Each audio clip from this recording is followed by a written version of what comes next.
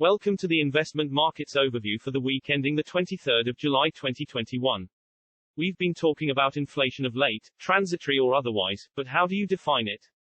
There are various ways to look at the problem, and this one is interesting. It's a chart, courtesy of Political Calculations, which shows the price history of a can of Campbell's tomato soup. The can contains the same amount of soup as when the product was first introduced in the late 1800s, hence there's been no shrinkflation.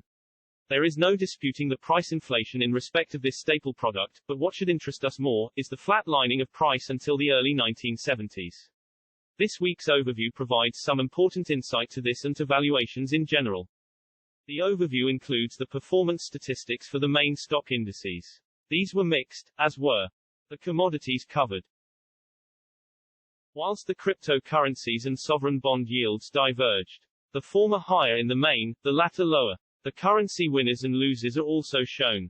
Meanwhile, the regional coverage includes a 100-year chart of the Q ratio, highlighting the early 1970s once more, with another chart highlighting the valuation discount accorded to the UK stock market against its Eurozone and US counterparts.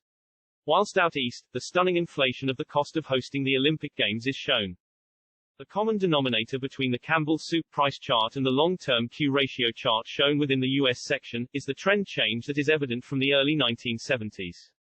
In August 1971, US President Nixon completely abandoned the final gold standard link, ushering in decades of ever-increasing fiat money, legally controlled by the central bank's printing press. The fiat currencies set loose have no intrinsic value whatsoever, built on a mountain of debt that governments have no intention or ability of ever repaying.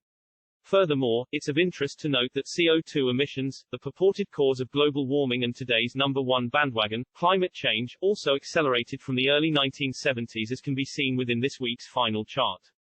Ironically, CO2 emissions peaked in 2018, a full year before the COVID-19 lockdown effects that are given credit for achieving the reversal. A final performance table for the major stock indices since the year 2000 concludes the investment markets overview. A one-month trial of this 40 times per year publication is available for less than $15, or the price of just one decent cup of coffee per week.